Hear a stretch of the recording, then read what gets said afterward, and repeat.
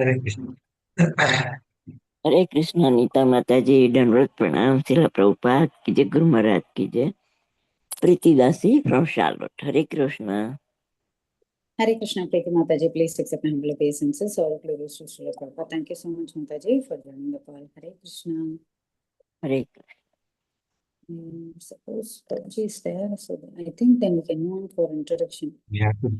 Hare Krishna, dear devotees. I welcome all of you to this Bhakti Sangha Japa conference call. So today, Prabhuji is there on the call with us, but so that we'll move on to the session. But before moving on to the session, I'd like to hand over call to Sundarangi Radha Mataji for to read introduction about Prabhu. Hare Krishna Mataji, please accept my humble obeisances. All glories to Srila Prabhupada. Thank you so much for giving me the opportunity. Hare Krishna, dear devotees. Today we are so fortunate to have His Grace Bhakta Mukesh Prabhu to give us the class. And here is a brief introduction about Prabhuji. Mukesh Agarwal Prabhuji has done his engineering from Government College of Engineering Pune, and then he did his MBA from University of Missouri, Kansas City, USA. He was also teaching statistics for decision making subject in USA for 2 years. He was working in his family business of manufacturing steel TNT bars used for building construction for more than 25 years. His wife Ananya Mataji is also an engineer from the Government College Sangli business person and was a judge presiding officer for 3 years. They both are blessed with a daughter who has been topper in IIT Kharagpur and also topper in MIT Boston, USA. Currently living at New Jersey. Their son is also an engineer with MBA from Mumbai and was offered job much before his completion of education.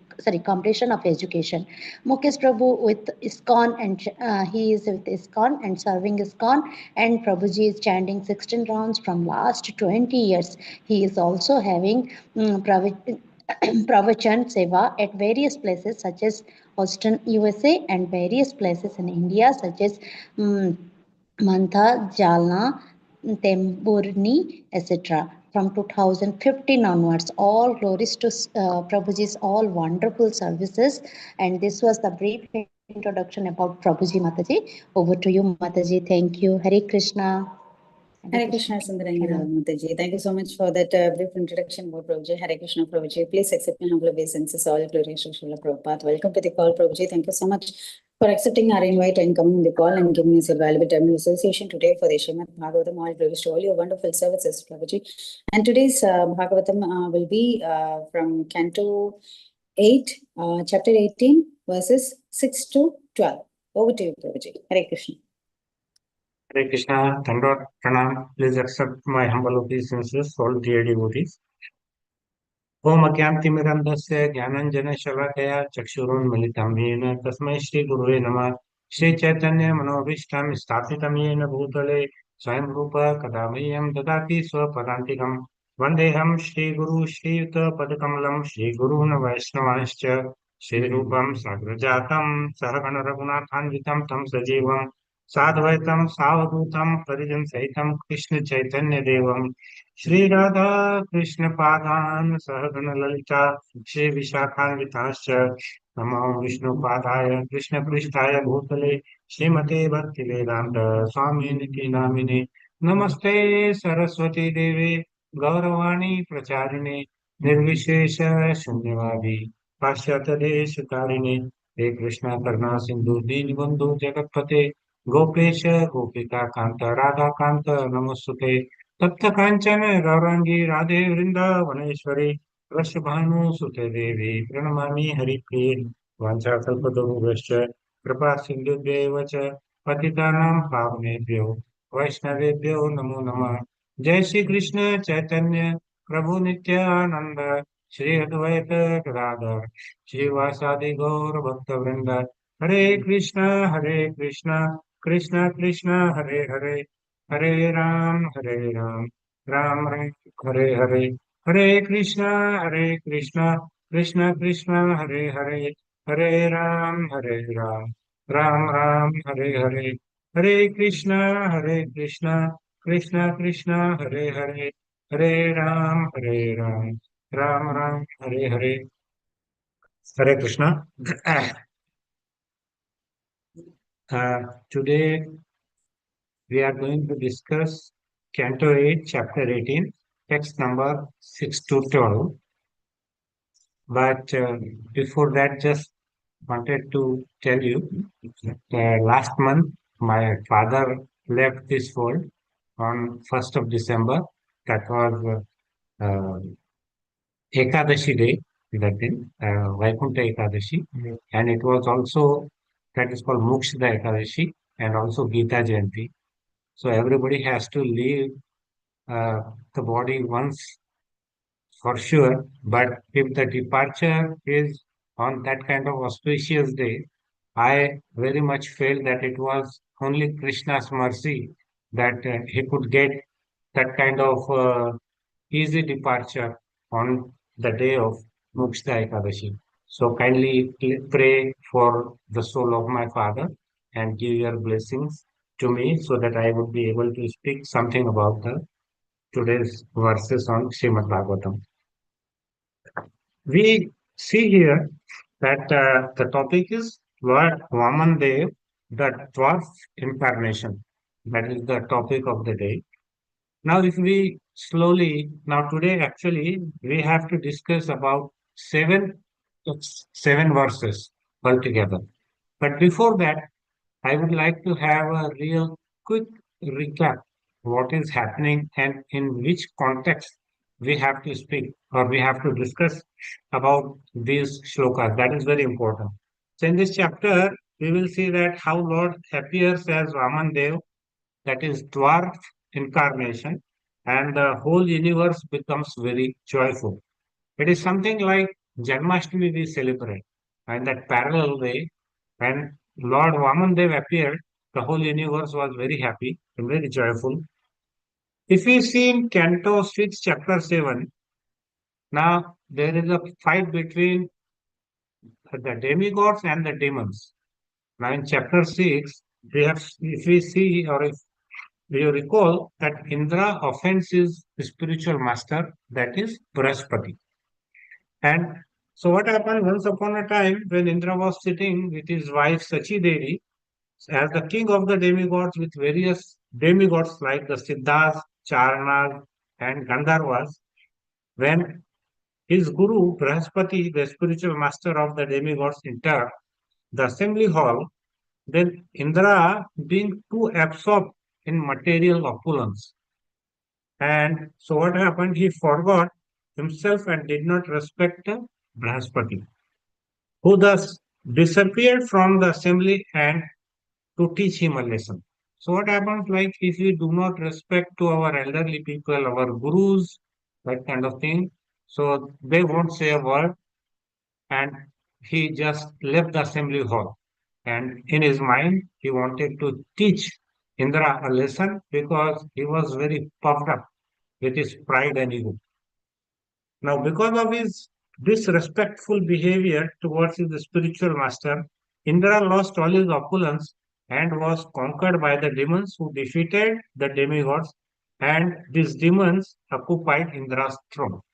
So, if we do not respect our Guru, then we lose all our strength. That is for sure. Similarly, here, Indra also lost his kingdom because demons became very powerful. Then King Indra with the demigods took shelter of Lord Brahma, who chastised the demigods and Indra for their offense to their spiritual master, and then appointed another guru instead of Brahaspati because he was not there. He appointed, Lord Brahma appointed Vishwaru as their priest who was a Brahman. Then they performed yajnas and able to conquer the demons. That was from Canto 6.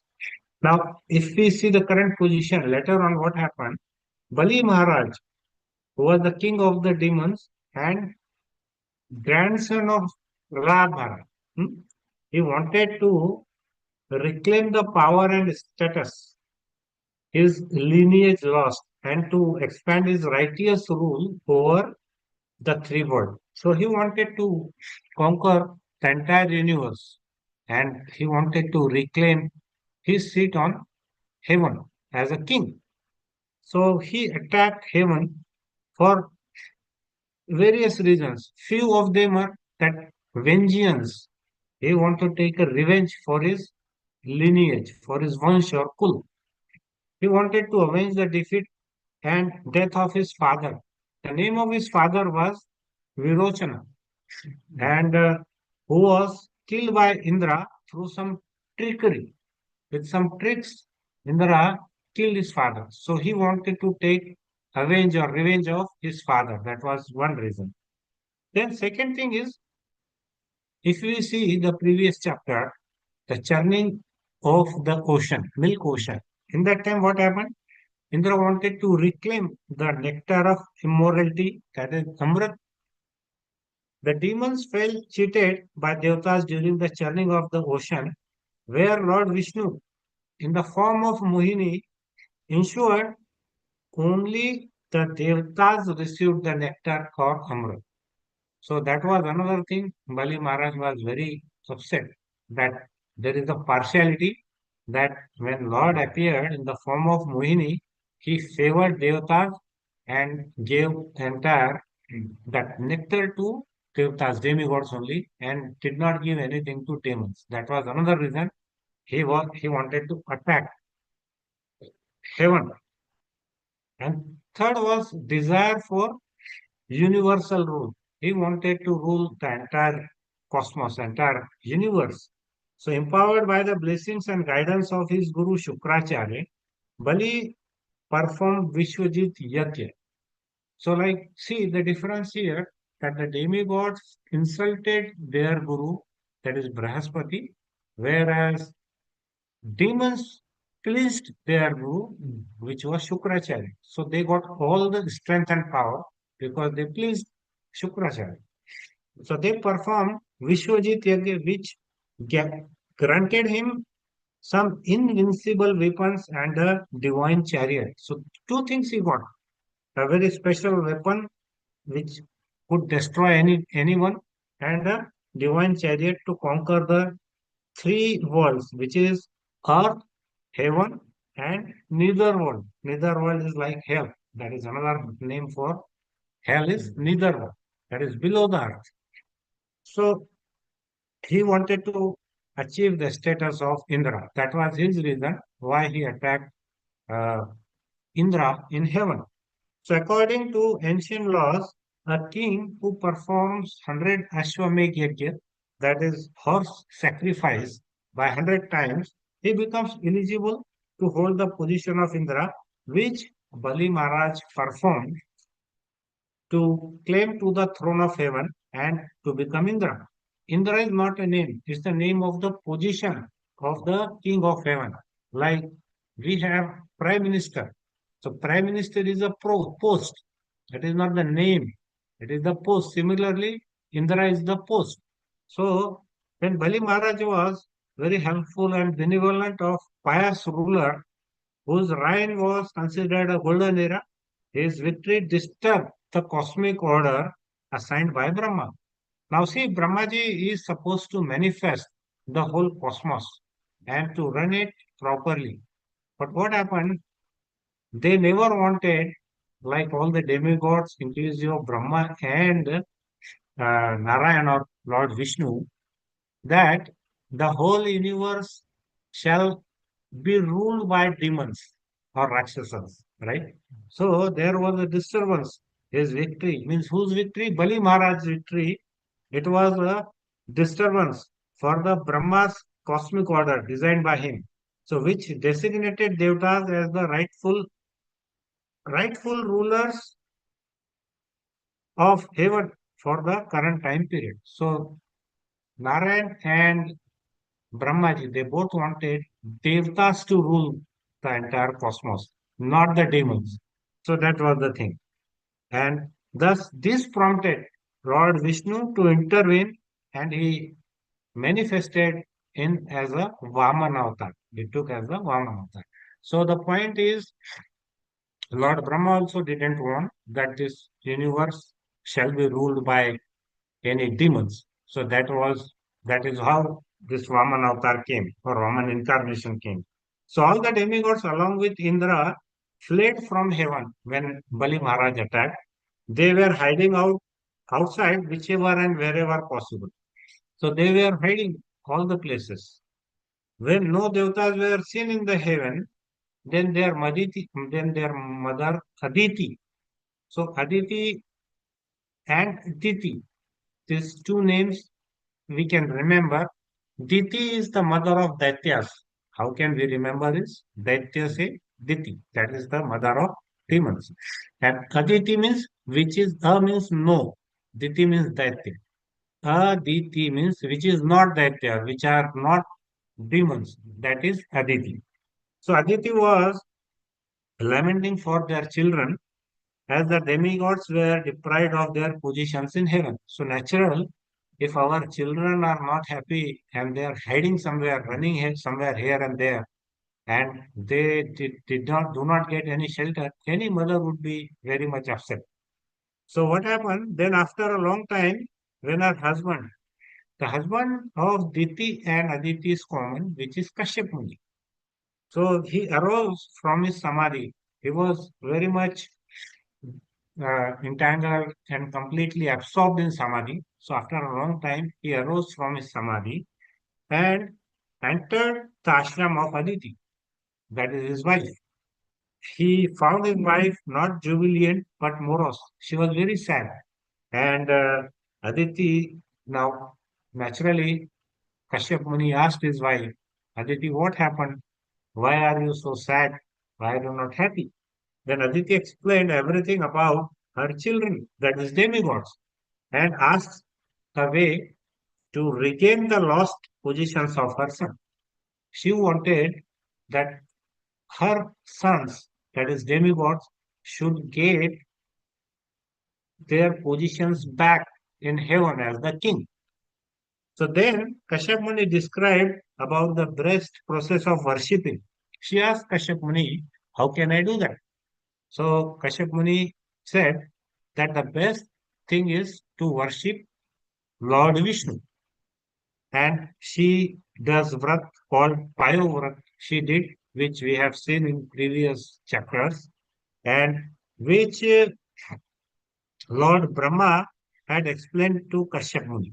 So this Payo Vrat was explained by Brahmaji to Kashyap Muni, and Kashyap Muni explained to his wife Aditi that how to perform Payovrat and why to perform Payovrat. Because that was a very pleasing worship of Lord Vishnu. That's all. The same vrat was done by Aditi with great faith, and then Lord appointed the Lord appeared with four-handed avatar. Okay, and becomes Aditi's son.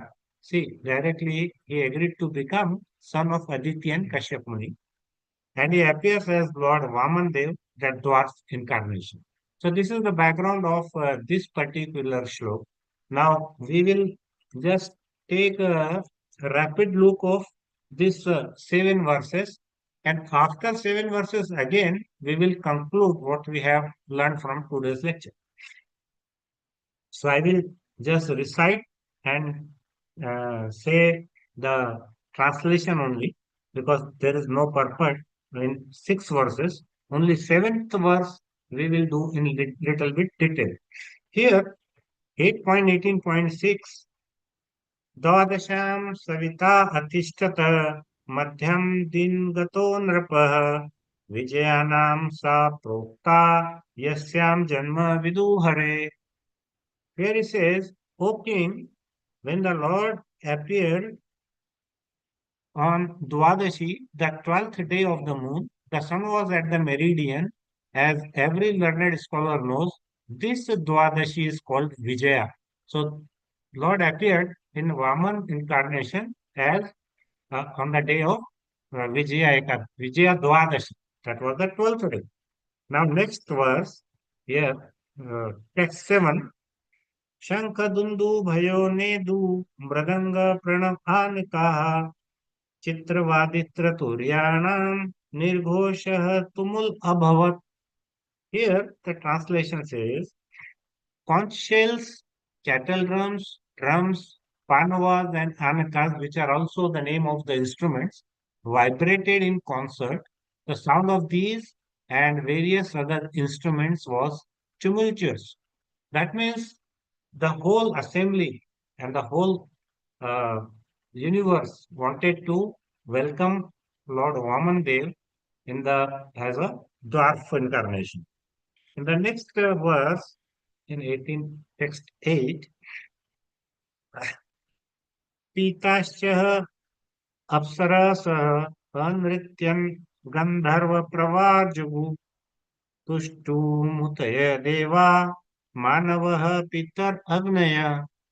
Here it says, being very pleased, the celestial dancing girls, means apsaras, danced in jubilation. The best of the Gandharvas sang songs, and the great sages, demigods, manus, pitas, and fire gods offered prayers to satisfy the Lord. So it's like various people, various demigods who reside in heaven, they all welcome Lord. In 18:9 and 88.18, 9 and 10 together. सिद्ध विद्याधर गण सकिम पुरुष किन्नरा चारणा यक्ष रक्षांसी Suparna भुजगोत्तमा.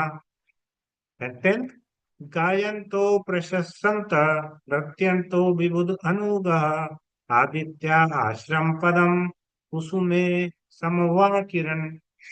Here we see the translation that the Siddhas, Vidyadhars, Kim Purushas, Kinnars, Charans, Yakshas, Rakshasas, Suparnas, the best of serpents, and the followers of the demigods all showered flowers on Aditi's residence, covering the entire house, while glorifying, praising the Lord and dancing. So this all texts talk about welcoming Lord Vamandev. Okay, so here all the residents of heaven, they were welcoming Lord Vamandev. Text 11, if you see, दृष्ट्वादितिह तम निज गर्भ संभवम परम पुंसाम मुदम आप विस्मित ग्रहित देहम निज योग मायया प्रजापतिश्च आह जयेति विस्मितः. Here, take up, yes. Translation, it says, when Aditi saw the Supreme Personality of Godhead, who had appeared from her own womb, having accepted a transcendental body by his own spiritual potency, she was struck with wonder and was very happy. So Mother Aditi was very happy naturally. She was very happy to see such a beautiful, transcendental body and very effulgent body. Upon seeing the child, Prajapati Kashyap explained, Jai, Jai, in great happiness and wonder. So, like both mother and father of the Lord, they were extremely happy. And next text, number 12, here it says, Yat tad vapu bhati vibhushana ayudheya avyakta chitta vyaktam adharayata hari बभूवे तैने वस वामनो वटुः संपश्यतोह दिव्य गतिः यथा नट. So here, translation, it says, the Lord appeared in his original form with ornaments and weapons in his hand. Although this ever-existing form is not visible in the material world, he nonetheless appeared in this form. Then, in the presence of his father and mother, he assumed the form of Vamana, a Brahman dwarf, a brahmachari, just like a theatrical actor. So now, this is only one text is having purport, so we will just read the purport. Here, the Srila Prabhupada says the word nata which is very significant. Nata means what? An actor, a theatrical actor. An actor changes dress to play different parts, but is always the same man. Similarly, as described in the Brahma Samhita 5.33 and 39, the Lord assumes many thousands and millions of forms. Advaitam Achyutam Anadim Anantarupam Adyam Puran Purusham. So he is always present with innumerable incarnations. Ramadi Murtishu Kala Niyamena Tishan Nanavratam Akarod Bhuvaneshu Kintu. Nonetheless, although he appears in various incarnations, they are not different from one another. They are all the same. He is the same person with the same potency, with the same eternity and the same spiritual existence, but he can simultaneously assume various forms. When Vamandev appeared from the womb of his mother, initially, when Vamandev came out, he appeared in the form of Narayana. It's like with four hands, equipped with the necessary symbolic weapons, hmm, and then immediately transform into a brahmachari, that is Vatu. So, like from four-handed, he immediately transformed to two-handed, and he become a brahmachari. This means that his body is not material. Naturally, our body is material. So we cannot change our forms. We cannot get four hands and suddenly come to two hands.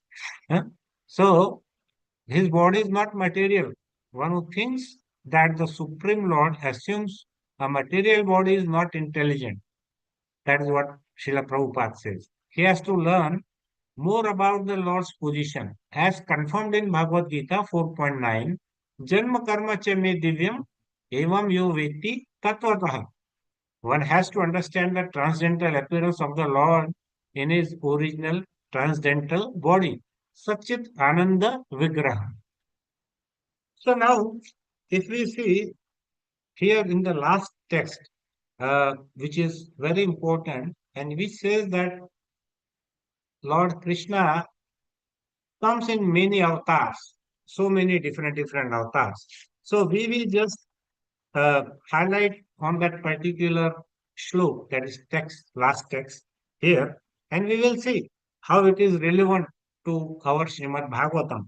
If we see, we'll see various forms of Lord Krishna. First, we see the Krishna as Supreme Personality of Godhead. He is one, yet he appears in many forms, not because he is limited, but because his love is unlimited. Krishna's love is unlimited. So that's why he comes in various forms. So here, Srimad Bhagavatam clearly says, Krishnastu Bhagavan Swayam. Hmm? It says Krishna himself is the Supreme Personality of Godhead, which means Krishna is not an incarnation of Vishnu, but Vishnu and all incarnations expand from Krishna. So there are many people who always feel that the original form is Lord Narayan or Lord Vishnu. From there, all the incarnation came. But it is very clearly mentioned in Srimad Bhagavatam that the original personality is Krishna, who is the supreme personality of Godhead, who is the Krishnastu Bhagavan same. It is very clearly said that Krishna in that form is only Bhagavan. Rest of the incarnations are his expansions. Just like if we take one candle which lights many candles, the same way Krishna expands himself into many forms. Though the same candle and the other candle may brighten in the same way, but the original candle always remains the original. So Krishna is the original form here. And number two, here we see his Swayam Rupa. The original form of the Lord is Sri Krishna of Vrindavan. That is what we Madhav Gaudi Vaishnav, he always take Krishna from Vrindavan as the original form of Lord Krishna. So how is this form? It's very pleasant. Krishna is having two hands and he's playing the flute. He's having peacock feather on his head and on his crown, and he's eternally youthful. He always remains an 16-year-old boy. Like if you see at the time of Mahabharata also, when Krishna was driver, or he was running the chariot of Arjun, he looked like a young boy. And so this form is not majestic, it is intimate. So here Krishna is like a cowherd boy, friend of cowherd boys, and he is beloved of all gopis. And here in this form, love dominates. See, there are three things. One is awe and reverence. Awe means when we are under fear of some higher authority. And reverence means very deep respect for someone. So, like if we are given an opportunity, there are three people. One person who is very loving and caring. Second, whom we get very fearful. And third, we have a deep respect. So, if we are given a three choices, whom will we select? We will select the first one, the person with love and care. So that always dominates. So that's how, if we see in Vrindavan, all the Gopas and Gopis, they loved to Krishna. They didn't like Krishna in the Narayan form. So like when there is a Leela of Lord Krishna, so he suddenly was disappeared when he was dancing with all the gopis, and he assumed the form of the Narayan, and the gopis started searching for Krishna, and they saw Lord Narayan. They gave Lord Narayan respect, and they were not interested. They asked, where is our Krishna? So that form is very enjoyable, pleasurable, and all the devotees of Lord always wanted that Rupa. And third is Chatur view, that is four expansions. Now our topic is like Srila Prabhupada says in that text that Krishna appeared as an actor. So like how many forms he can assume, that we are discussing. So the third is Chatur view, that is four expansions of Lord Krishna. That is Vasudev, Sankarshan, Pradyumna and Aniruddha. So this expansion means what? The first expansion, Vasudeva, means creation, Sankarshan means maintenance, Pradyumna means intelligence, and Anuruddha means ego. So these are various forms of Lord Krishna. And then next expansion, the fourth expansion of Lord Krishna is the royal expansion, which he assumes in Dwarka. This is called Dwarka Krishna. Hmm? Now you see, Krishna in Dwarka married with how many wives? 16,108 wives. So, like, they all were having different palaces. Altogether, 16,108. So, when Krishna used to go to that assembly hall, which is called Sudharma Sabha, hmm, the Sudharma Sabha or Sudharma Assembly, the benediction was that no one gets thirsty, no one gets hungry, and no one gets old in that particular assembly hall, and no one sleeps. Like sometimes people do sleep while they listening to pravachana, right? So that was the benediction given to that Sudharma Sabha, which was presented by Indra to Lord Krishna when Vishwakarma created Dwarka Nagari, that entire city. So in that royal expansion, what happens? Krishna was coming out as 16,108 Krishnas from different palaces, and he was coming to the chariot, which was uh, taken care by Akrura, and then all 16,108 forms used to become only one form, that is one Krishna. Then Krishna used to go to the assembly hall, that Sudharma Sabha, and by the evening, when he comes back, then he used to again expansion into 16,108 different Krishnas. So not a single wife of Lord Krishna ever felt that her husband is not with her. So Krishna was having that royal expansion, so that nobody in the world can do so far. But some same Krishna, if we see that same Krishna in Vrindavan, how was he? He was without any food, barefoot, and he was always playing with cowherd boys. So the same Krishna in royal majestic form and the same Krishna in Vrindavan is in a cowherd form.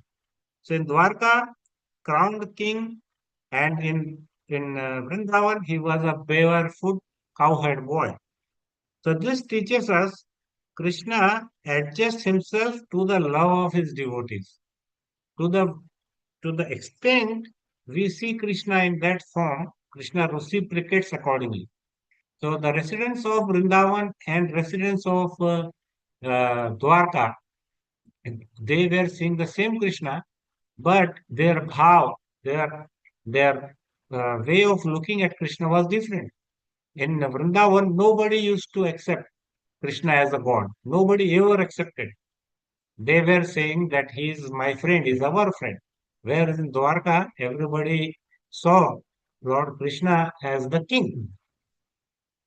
And next is various avatar, various forms of Lord Krishna to protect dharma. Now, what are the different avatars? So, the first is Leela avatar. Now, what are Leela avatar? That is his Rama avatar, Narsimha avatar, Vara avatar, and this Vaman avatar, which we are going through, Kurma avatar, Matsya avatar, and Buddha avatar, and Kalki avatar. These are the various avatars. This Kalki avatar has yet to come, but it has already been predicted in Srimad Bhagavatam. Now, if you see, now what did this each avatars represent? Now, if we see slowly one by one, so that Ram avatar, he represented an ideal king we call Ram Rajya, an ideal son. Hmm? The most ideal son in our history who used to be very obedient to his father and mother. That is Ram Avatar. Narsimha Avatar. Now, Narsimha Avatar is what for? It was for protection of the devotees. So, like how Lord Narsimha appeared, he protected he protected Prahlad from his father Hiranyakashipu. So we see if we have any trouble, anything like that, people do offer many pujas and worship uh, Narsimha deity of Mayapur, and miraculously fantastic results people get, not for the material gain, but for the spiritual gain. Then we see Varaha when the entire earth was lying in the ocean, then Lord Vara came and he lifted that earth from ocean. So that was Vara Avatar. Then Vaman Avatar, which we are going through right now. Why he took Vaman Avatar? Because Bali Maharaj was very subtly, he was having a pride that I am a great donor in the whole world. Whatever charity I can do, nobody can does. So just to humble his pride, Lord Vamandev appeared in Vaman Avatar.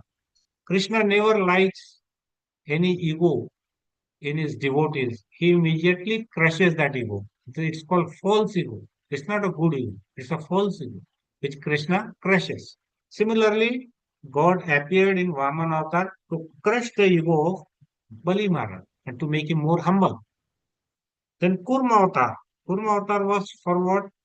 To support the creation of the universe. To support that creation, he become tortoise. Next is Matsya Avatar, that is fish incarnation. Why he does that? To save the scriptures. There's a long story most of us have heard. So to save the scriptures, uh, Lord appeared in Matsya Avatar. And then he appeared recently as Buddha. So in Buddha Avatar, he wanted to stop the violence. That was his main aim. And the last avatar, which is yet to come, is Kalki Avatar, will restore dharma in Kali Yuga. So, like, there are many, it's like something like 4 lakh and 20,000 years. Our scriptures say the total age of Kali Yuga, out of which only 5,000 years has been completed.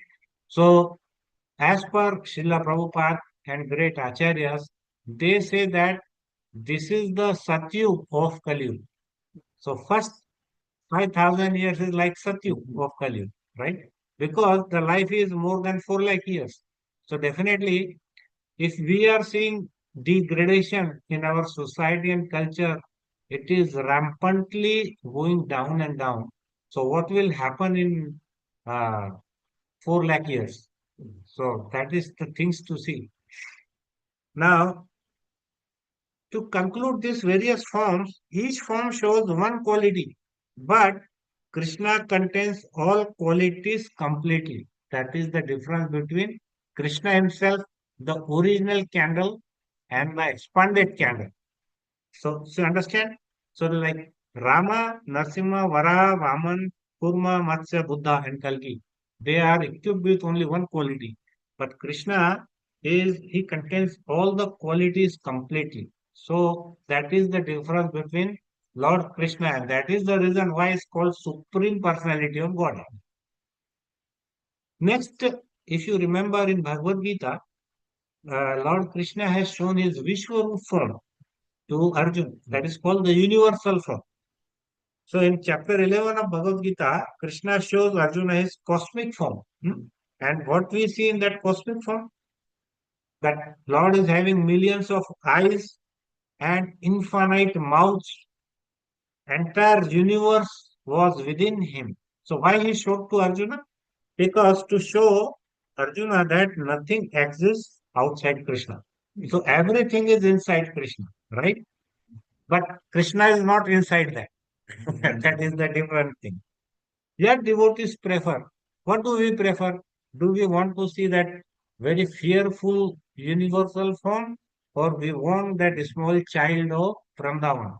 So what do we like? We like devotees prefer the flute playing Krishna over the terrifying universal form. Why? Because love desires intimacy, not fear. So what we like in our life, we want everybody to be very intimate and very loving. We do not want to get ruled because of some pressure or some fear. And then next one is Archa Rupa, that is deity form of Lord. Now here, Krishna mercifully appears as deity so that we can serve him, right? So here examples if we give some famous deities of Vrindavan. So we know that three main deities are there: Radha Madan Mohan and Radha Govind and Radha Gopinath.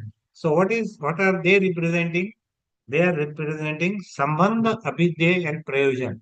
In English we call Sambandha means relationship, Abhidya means path, how to get Krishna, and that Prayojan means what is the goal of the devotee, right?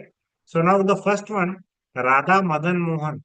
Madan is the charming deity.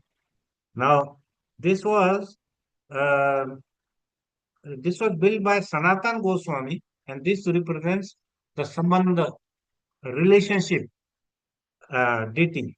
The second was Radha Govinda, which was uh, worshipped by Rupa Goswami. It is called Abhidya, or it is called path, how to obtain Krishna. And Radha Gopinath was worshipped by Madhu Pandit, and this represents Prayojan. That is the goal. What are we going to do to achieve them? So, like if we give an example, if a boy likes a girl, the first thing is sambandha. It's like which whom to select and how to have a relation with that girl. So that is the summon. Then the path is how to contact her and how to get in touch with her. That is the second one, which we call avidya. And then after getting that girl, what to do? So to go for a marriage, something like that. So that is called the goal. Now that is the material world. And here in the spiritual world, what we do is we want to know, like spiritually, what is our goal. So these are the three deities.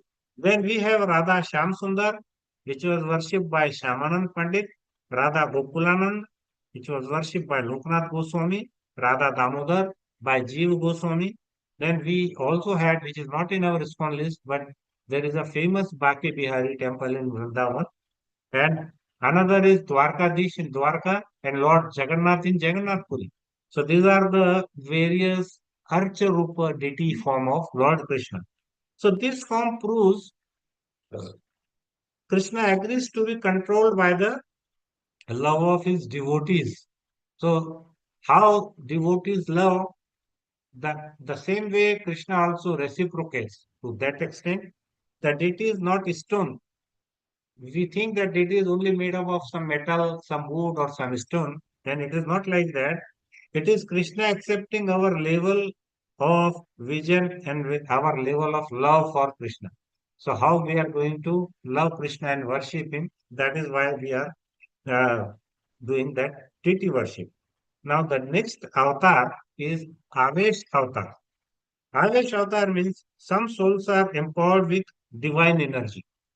So, like for example, if we see Narada, he was empowered with bhakti and devotion. Now, second is Lord Brahma. He was empowered to create the universe. That is for the creation. Prathu Maharaj, he symbolizes ideal ruler, how a king should be, ideal king should be. Then we have another avatar, Parshuram, which is a warrior and who eliminates evil. Now here in our ISKCON, if we see Srila Prabhupada, so what kind of avatar he is? So as per our Acharyas and Maharaj, Srila Prabhupada is Shaktavesh avatar of Lord Krishna. Now what is Shaktavesh avatar? It is energy to a living person specifically empowered by a portion of a deity's divine potency to fulfill a particular mission rather than a direct incarnation. So they are empowered to achieve their mission in life, something which has been empowered by Krishna. Naturally, Srila Prabhupada is empowered by Krishna because who can sleep only 2 hours and do 22 hours of prachar bhakti and 16 rounds and writing so many books and so many manuals with so much accuracy that all of the world with so many intelligent people, so many scholars, they all accepted Srila Prabhupada as Jagadguru. So this is not possible for a common person. It is only if Lord gives a special power to that particular soul. So it is called Shaktavesh Avatar, which Srila Prabhupada was. He is chosen by Lord Krishna for a specific case.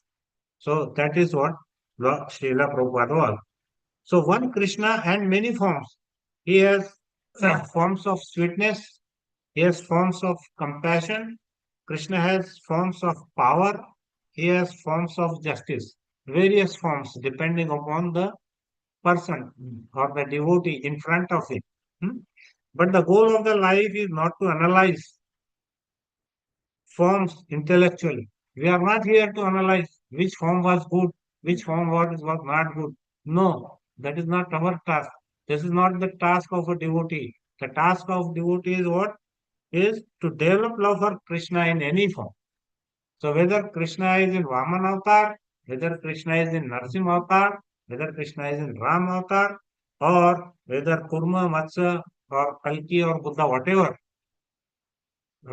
our only uh, work is to develop love for Krishna in any form. So some devotees we have seen they may like Lord Ram. So like when Chaitanya Mahaprabhu met one devotee, he was a worshipper of Lord Ram. So Chaitanya Mahaprabhu said, no problem. You worship your Ram.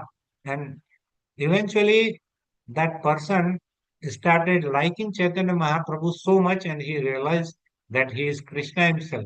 So many devotees they turn from worshipping of Ram or Lord Vishnu or Narayan to Lord Krishna.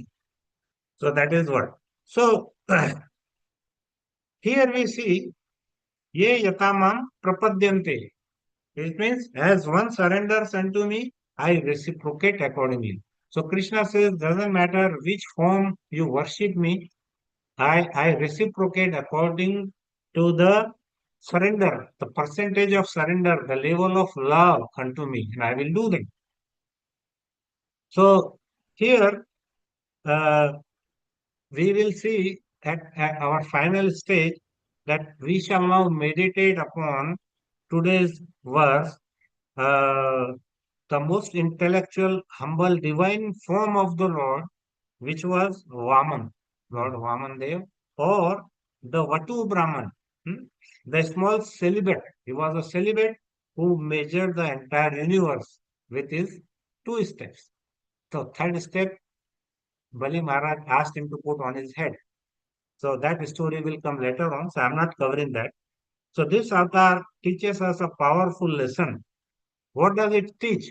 See, now all the demigods, they approached Brahma, and then no, all the demigods, they were wandering here and there. So Aditi approached her husband Kashyap Muni, and Kashyap Muni followed Brahmaji what to do, and he advised him that your wife Aditi should do Payovar Vrat, right? So that's what he was doing.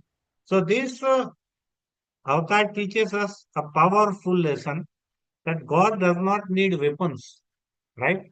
Now, see, in fact, Lord Vamandev could have come with some weapons also, right? But did he come with weapon? No. He, what was his greatest power? Truth and humility. That was his greatest power.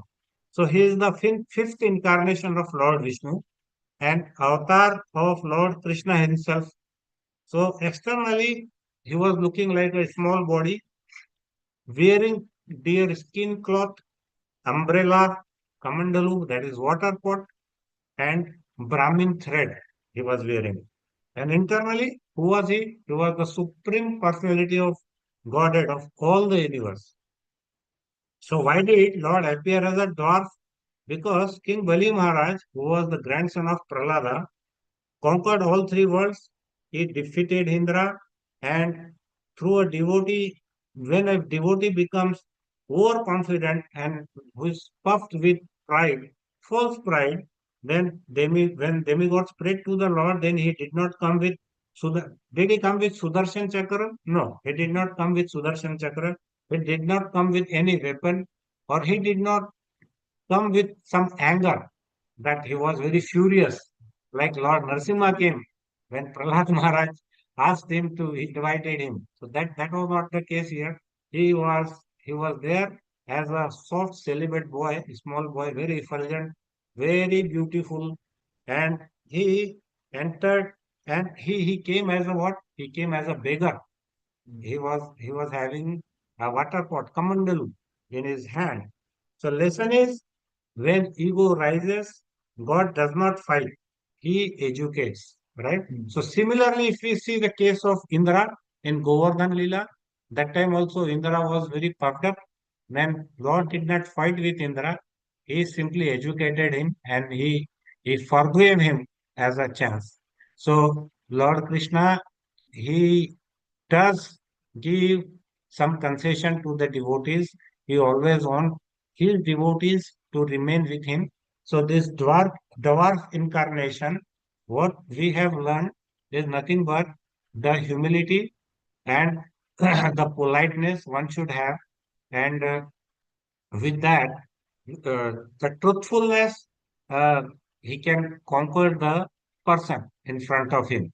So that was the thing with this whole chapter. I think we have covered the recap the previous many chapters, and the last uh, the verse, the text, Srila Prabhupada only said that Lord Krishna can assume many forms and he's like an actor.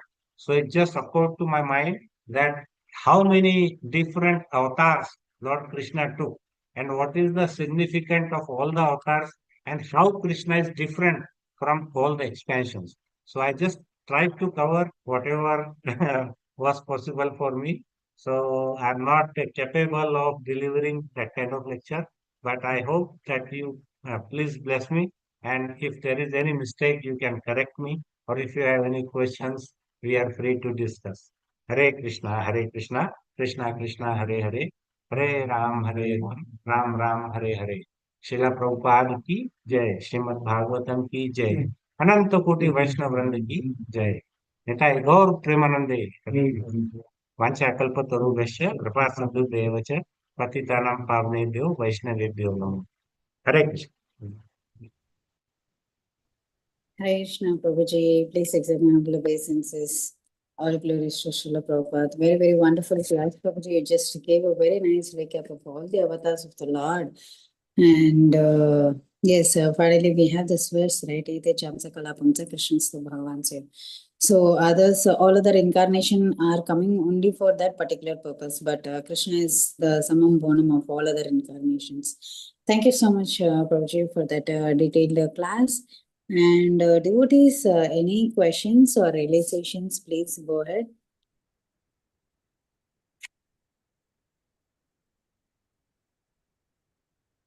Janama Mataji. Thank you, Mataji. Hare Krishna Prabhuji, it's my greatest fortune to be of your association and to be listening to your class, Jai Shilabupad, and all the assembled devotees.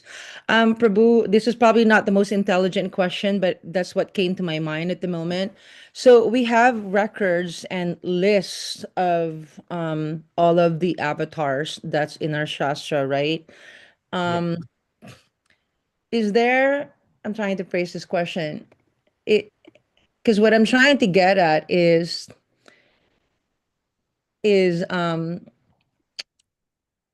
are these like all the rules of how Krishna appears because they're already written? Like, say, for instance, Kalki, Lord Kalki is predicted to come, right? And Yes. I want to know, is this really like a physical form that is predicted to come, or is it just like symbolic? So that's the first question. And then woven to that question is this, if it were a symbolism, is it a matter of level of human consciousness that is about to come? I don't know what the Shastra says about that because my mind is kind of confused about, you know, like say for instance, Lord Ram represents the ideal son, the ideal king, and he has to come first so that us as human beings could have, us as human beings, fallen conditioned soul, could have the example of what is the highest that one can aspire to having as a king, right? And that's Lord Ram, right? The best quality in a king and a son, etc., and humility and sacrifice, etc., right? But that in of itself too could be a symbolism of what human consciousness as a collective could aspire to. So similarly, the gist of my question is, what does the Shastra say? Is this really like a physical form coming, or is it like a symbolism of human consciousness as a collective that we as fallen soul must aspire to? Prabhu, with your permission. Yes. Mataji, many of us, we see that our Shastras, people say that it is mythological. It is not mythological. These are the real things, whatever happened. And we have so many proofs of each and every incarnation in India or maybe nearby India. So, like if we see the incarnation as a Ram avatar, we have Ayodhya here, we have Nasik here, where the nose what cut that of sister of Ravana. So, like so many different places have the real proof after so many thousands and thousands of years. And whatever happened was real, and whatever is going to happen is also real. That is already been explained in Bhagavatam. For example, the appearance of Lord Buddha was predicted almost 4,500 years ago. So that kind of thing we have seen that Buddha came and he also was an incarnation of Krishna. So there is no doubt that Kalki will definitely come in the real physical form because all the previous avatars where they were not symbolizing, they were the real forms of Lord in various forms to perform various duties. So as I have explained earlier, so like Lord Narsimha, protection of the devotees, Lord Vamandev, to lower the pride and ego of the devotee, and Lord uh, Kurma wanted to support the creation in the form of tortoise, and Matsya avatar, fish avatar, which is like saves the scriptures.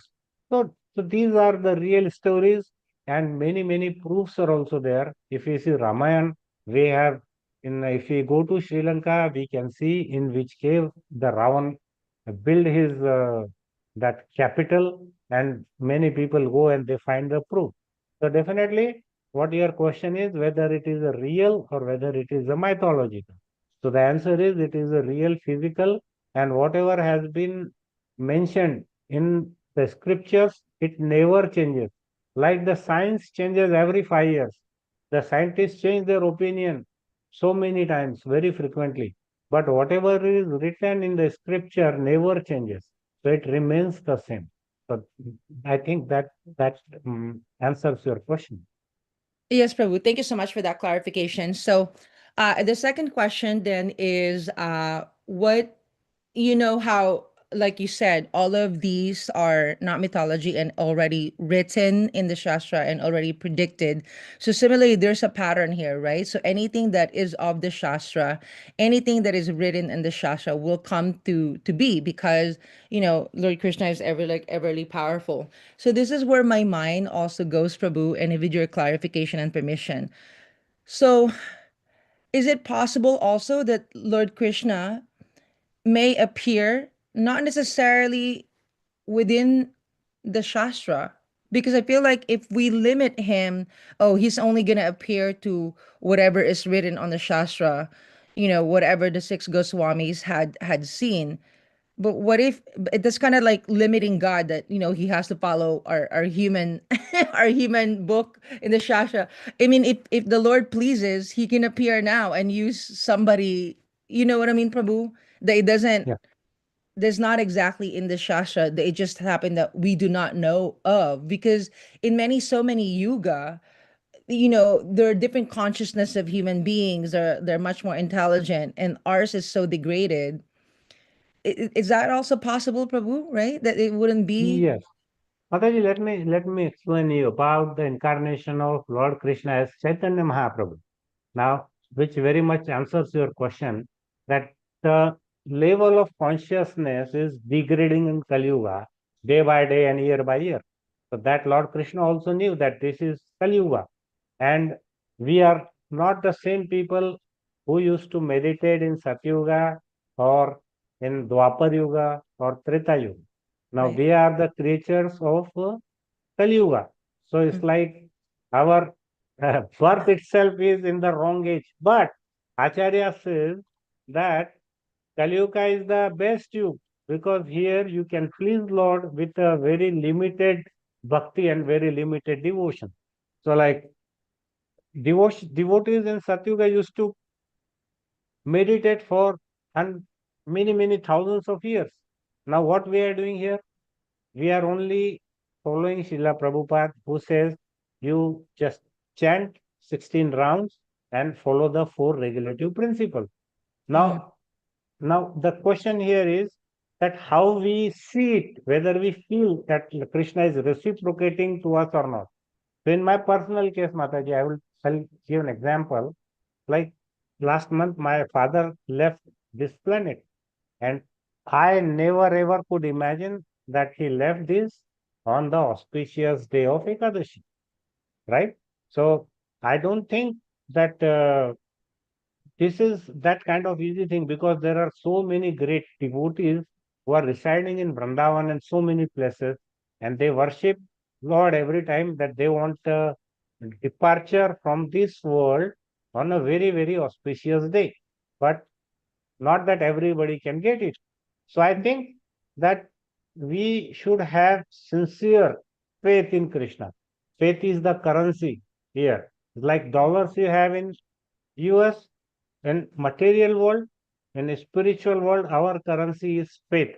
The more faith we have, the more reciprocation we are going to feel every day from Krishna. So I think does that answer your question, Yes, Mataji? Prabhu. Thank you so much. Lord Krishna definitely used you today to assuage my fears and my hesitation. So I appreciate you so much, Prabhu ji. Hare Krishna. Thank you, Mataji. Thank you for asking beautiful questions. Hare Thank Krishna. you. I think one more question by Radha Jyoti Mataji. Hare Krishna. Radha Jyoti Mataji, can you hear me? Yes, Prabhuji. Please accept my humble obeisances at dust of your lotus feet. Thank you, Prabhuji, for your today's session. My question to you is a very different, a little bit weird. Uh, there are actually we see a lot's prominent or those visible incarnations, right? Which he is revealing to us. But there are Yes. infinite presence. Uh, we don't know which form, what kind of presence he is. So even surrounding us, we can sometimes feel when we talk to someone, when we feel the presence of Lord in their speech. And sometimes we feel that they are totally disconnected from the Lord because they are completely frustrated. So, my question to you is how we will understand that Lord's presence is there in any form around us? And the second question was about the Ekadashi. Here we are in Maharashtra, so Ekadashi first day means uh, our ISKCON Ekadashi falls on some particular days. Then the Ekadashi of ours will be one day before. So here Yes. they what they practice is from afternoon, like when the sunset happens, they will not eat. Then the next day will be Ekadashi, and the third day will be the prana time, some time when they Yes. break, no, that time. Hmm. Yes. So they will eat at that time, like they will eat grain, food, Yeah. and they will not eat on the third day also. That is the protocol here they follow. And problem with me is we being Maharashtra, we follow first day Ekadashi also and next day Ekadashi also. So for me, two times prana. I can't understand what exactly the procedure is, and because of me, my mother and all the people who are connected to me, they also follow the same thing. So I'm very confused. So could you please guide and teach me on this? Yes, Mataji. See, there are two Ekadashis on two different days. Many times we have seen. So one Ekadashi is for the karmis, for the material world, who do the karmas and they want to go to heaven. And the second Ekadashi is for the Vaishnavas, that is for us devotees who really don't aspire anything for the material world. They want the association of Lord Krishna and his devotees. So what you should do is, Mataji, you take a calendar, ISKCON calendar, and you strictly follow only that ISKCON calendar. And because see what happens, every place that changes. So like if your parents, I don't know whether they are in USA or in Maharashtra, but if they are in USA, then you should follow the US calendar. If you are in Maharashtra, then you follow the Maharashtra calendar. But you observe Ekadashi only for one day, and next day you break it. It's like whatever is the Parna time, that time you take the grain, so you get all the benefit of it. So there is absolutely no need of doing Ekadashi for 2 days. It's not been observed anywhere in our temples or anywhere like that. But people are confused which Ekadashi to follow. So that answer is we follow the Ekadashi for Gaudi Madhav Vaishnav people to whom we follow, not the other one which karmis follow. So there is the difference here. So if you get a good calendar in your North Carolina or any temple like that, which very much reflects the actual Ekadashi of your city, accordingly you observe. Does that answer your question, Mataji? Yes, Prabhuji. Prabhuji, I am confused about that. The fast breaking time is there, no? So Yeah. most of the time, my fast continues for the second day also. Because I told you, no, we follow two Ekadashis. I used to do that Mataji, see, because I was. no, I'll tell you. See, from our So what side, is we that can do anything. significance of that prana time? I wanted to know if, say, someone doesn't break the fast. And also, Prabhuji, there is one more doubt. They say that on Ekadashi day we should not pluck the tulsi leaves, or we should not consume it, or we should not bring under our teeth. That is Yes. also like our Ekadashi breaks. So could you please clarify?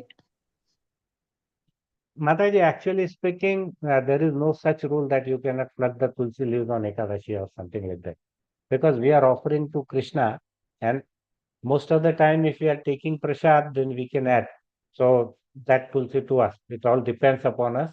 And uh, we are actually giving all the prasad to Krishna, and Krishna likes tulsi. So we can offer tulsi on Ekadashi also to Krishna. So that is not a problem. Only thing is, you do not have to follow two Ekadashis, that you need to see your Panchang. One Mataji just suggested, some Panchang is there. So you follow that Panchang very religiously. See, like there are so many devotees uh, who are not in ISKCON, they follow uh, their all the Puas and Vrata depending upon their whims and pleasure. That is not been explained in the Shastra. So whatever we do, we strictly should follow whatever the scriptures say and whatever our acharyas say. So it's like if you have a temple there, and if you have a manager there, and if you have some devotees, you can take a panchang, and accordingly with that panchang, you just follow one Ekadashi Mataji. You don't have to follow two. Because I have not seen anybody following two Ekadashi. So we are just advised to have one Ekadashi, and next day on Dwadashi, you on the Parna time, like the breaking the Ekadashi, take some grain, and that's it. Then you get the real result of the Ekadashi.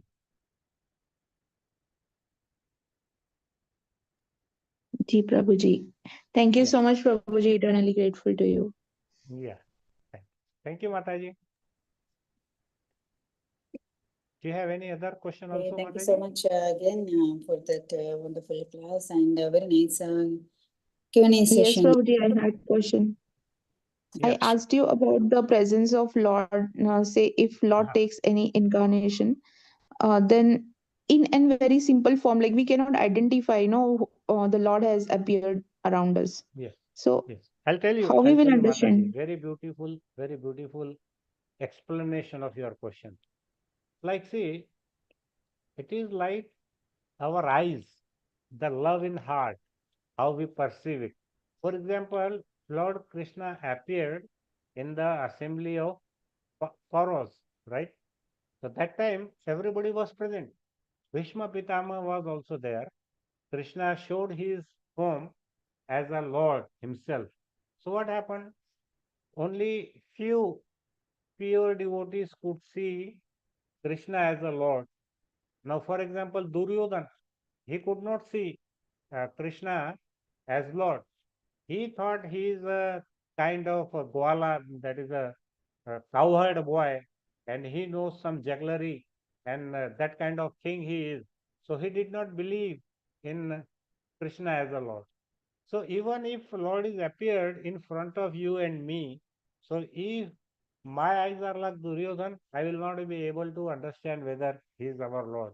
And your love and affection is like Bhishma Pitama, you will definitely see him as a Lord. So your question is very much subjective. To the extent we have devotion and love for Krishna, to that extent, Krishna reciprocates. That is why I say yathamam prapadyante, right? To the extent we have faith in Krishna, we will see that kind of reciprocation. Now Duryodhana did not have any faith, so he did not see. So if today we get Krishna in front of us, we will not be able to identify if we have the mentality of Duryodhana.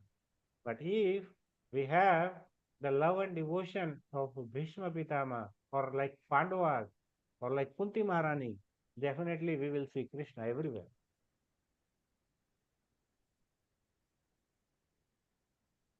Does that Thank you answer so the much, question, Prabhuji. Mataji? Yes, Prabhuji. Yes. And So definitely I'm a Duryodhan for sure. yeah. Thank you, Prabhu. So we should have that kind of ointment in our eyes to see Krishna. So that is why Because we you are chant every day and we don't know why this Mahamantra is not equivalent to the Lord. Thank you, Prabhu. It is Hare Mataji, it is Krishna. equivalent. Let me tell you, when I was chanting and all for so many years, then I see Krishna in all my most difficult times. See, Krishna is not cheap, that he will come on each and every step of your little problems. Like you forgot your water bag going to office, so Krishna will not come and remind you, help to help you. But if we are in serious trouble, it's like Lord Prahlad Maharaj, when the soldiers threw him from the mountain, then even that time Krishna didn't come. When he came at the bottom to catch hold of Prahlad, that is his devotee. So we see Krishna in every day to day our work, and every day we see Lord Krishna's presence. In like most of my difficult times, I always feel that Krishna is with me, and definitely he has saved me. Yesterday I was making a list of 2025 what I have achieved. So like first of all, I didn't see that I have achieved much, but when I prepared the list and shared with my wife and my son, they all were shocked. Harry, we got so much in 2025. So we all equipped uh, to prepare and fight for 2026. So I would suggest you prepare a list of last year. What have you achieved in, and what, whether you got the mercy of Krishna or not. Mercy means which you do not deserve, huh? And the justice is which you deserve. There is a difference between justice and mercy. So justice means we get from the court the verdict, whatever we deserve. But mercy means we get from Krishna which we don't deserve. So that kind of mercy every devotee gets if he is pure in heart, if he does some faith in Krishna, and then he does some chanting. And anyway, we are all the rotten vehicles of Kali Yuga, so we do not expect people of Satyuga and Treta Yuga like that. But definitely, Krishna also knows. That's why he incarnated as Chaitanya Mahaprabhu, and Chaitanya Mahaprabhu gave his Audarya avatar. It is magnanimous avatar of Lord Krishna, because he knew he didn't kill Jagai and Madai, right? Because if he kills one Jagai Madai, then what happened? Then all of us are some way, some Jagai or Madai in Kali Yuga. So that means he had to kill all of us. So that's why when uh, the Yuga changes, Krishna also reciprocates very differently, very soft. So you don't get under any pressure that Krishna is not reciprocating. Krishna is definitely reciprocating. Just we have that eyes to see it and feel it. Okay, Mataji? Ji, Prabhuji. Very nice takeaway, rotten vehicles. Thank you, Prabhuji. Hare Krishna. Yes, Mataji, definitely. Hare Krishna to all devotees. Thank Thank you you so very much. much for your Thank you so much, Prabhuji. Yeah, we listening to have me. Shyama Guru Mataji. Yeah. Hare Krishna Prabhuji, please accept my humble obeisances. All glory to Srila Prabhupada. Thank you so much, Prabhuji. Very, very wonderful class. Very nice explanation, and you gave the whole recap of whole the pastime. Thank you so much, Prabhuji. Wonderful. Thank you. Thank you. Thank you so much, Prabhuji. And Thank you so Prabhuji, much, we will Mataji. pray for your father, Prabhuji. It's very, great soul, and he has the son like you. So definitely he is having a good destination in Goloka. Thank you so much. I only not have son like me, but I have the blessings of all the Vaishnavas like you. So I think because of that only one can cross the ocean of this material world, Mataji. And I think we should have very tremendous faith in Krishna, and Krishna will definitely reciprocate us. That is 101% guaranteed, Mataji, I'll tell you. So you just need to have some patience. It cannot come overnight, right? So like I'm a grasta, and I do so much of business also. I'm doing this, I'm doing that. So many things are there. But still, I beg to Mataji that you give me some seva for this pravachan seva every month. You believe me, and Mataji is very kind that he gives me some seva, and I always take it as my very good luck that I can associate with devotees and do some seva and glorify Lord in whatever capacity Krishna has given me. Thank you very much. Hare Krishna. Thank you so much, Prabhuji. Hare Krishna. Thank you so much, Prabhuji. Thank you so much, Mataji. Very, very wonderful class, Prabhuji. So I do not find any questions or hand raised. So with your permission, we can end the session here, Prabhu. Thank you. Thank Let's you. pay our obeisances to Prabhuji on devotees. Panchakalpadipasya.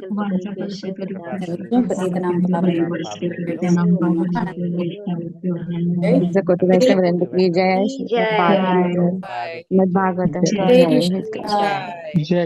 Prabhu ki jai. Yay. Thank you, Prabhuji. End the call.